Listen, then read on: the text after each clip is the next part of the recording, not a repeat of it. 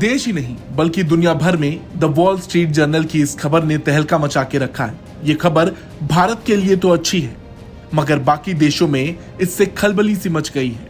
दरअसल the wall street journal के एक कॉलम में पीएम मोदी, बीजेपी, आरएसएस और योगी आदित्यनाथ के बारे में जो लिखा गया वो वाकई देश के लिए गर्व की बात है। जर्नल के एक ओपिनियन लेख में भारतीय जनता पार्टी को दुनिया की सबसे महत्वपूर्ण पार्टी बताया गया है। अमेरिका के प्रमुख शिक्षाविद वॉल्टर रसेल मिड ने अपने लेख में लिखा कि अमेरिका के राष्ट्रीय हितों के नजरिए से भारत की सत्ताधारी भारतीय जनता पार्टी विश्व की सबसे महत्वपूर्ण विदेशी पार्टी है। यह महत्वपूर्ण है क्योंकि बीजेपी जो 2014 में सत्ता में आई थी, 2019 में भी सत्ता में आई और 2024 में फिर से जीत की ओर बढ़ रही है। बीजेपी ऐसे समय में भारतीय राजनीति के शीर्ष पर है जब भारत एक आर्थिक शक्ति के रूप में उभर रहा है और जापान के साथ इंडो पैसिफिक में उसकी भूमिका अमेरिकी रणनीति के लिए बेहद महत्वपूर्ण हो गई है। निकट भविष्य में भाजपा एक ऐसे देश में निर्णायक भूमिका निभाएगी जिसकी मदद के बिना चीन की बढ़ती शक्ति को संतुलित करने के अमेरिकी प्रयास विफल हो सकते हैं।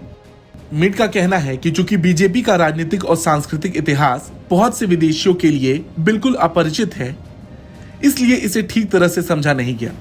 हालांकि इस कॉलम में मुस्लिम ब्रदरहुड का भी जिक्र किया गया। मिड का कहना है कि मुस्लिम ब्रदरहुड की तरह भाजपा पश्चिमी उदारवाद के कई विचारों और प्राथमिकताओं को खारिज करती है।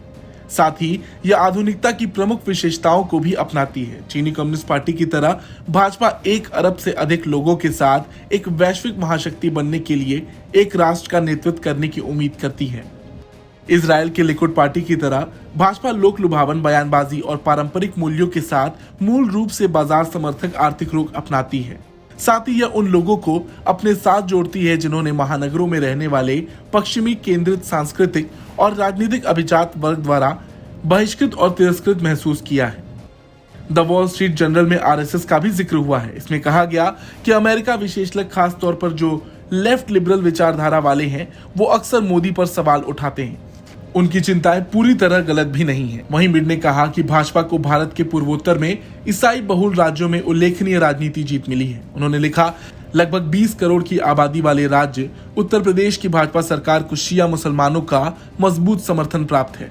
आरएसएस के कार्यकर्ताओं ने जातिगत भेदभाव से लड़ने के प्रयासों में महत्वपूर्ण भूमिका निभाई है।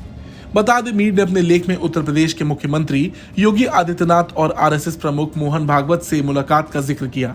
मीड ने लिखा, बीजेपी और आरएसएस के वरिष्ठ नेताओं और उनके कुछ आलोचकों के साथ गहन बैठक के बाद मैं यह पूरे विश्वास के साथ कह सकता हूं कि अमेरिकियों और पश्चिमी लोगों को एक जटिल और शक्तिशाली आंदोलन के साथ और अधिक गहराई से जुड़ने की जरूरत है। जब मैं उत्तर प्रदेश के मुख्यमंत्री के रूप में सेवारत एक हिंदू भिक्षु योगी आदित्यनाथ से मिला, जिन्हें इस आंदोलन की सबसे कट्टरपंथी आवाजों में से एक माना जाता है और कभी कभी 72 वर्षीय पीएम मोदी के उत्तराधिकारी भी समझा जाता है, उनसे मेरी बातचीत उत्तर प्रदेश के निवेश और विकास लाने के बारे में थी। इस तरह आरएसएस के आध्यात्मिक नेता मोहन भागवत ने मुझसे भारत के आर्थिक विकास में तेजी लाने की आवश्यकता के बारे में बात की और इस विचार को खारिज कर दिया कि धार्मिक अल्पसंख्यकों को देश में भेदभाव या मानवाधिकार हनन का सामना करना पड़ रहा है। बता दें, भाजपा और आरएसएस के साथ जुड़ने का निमंत्रण ऐसा है जिसे अमेरिकी अस्वीकार नहीं कर सकता। जैसे जैसे चीन के साथ तनाव बढ़ रहा है, अमेरिका को आर्थिक और राजनीतिक साझेदार के रूप में भारत की जरूरत है। द वॉल स्ट्रीट जर्नल का ये कॉलम दर्शाता है कि आज भारत किस स्थिति में है। ब्यूरो रिपोर्ट, भारत तक।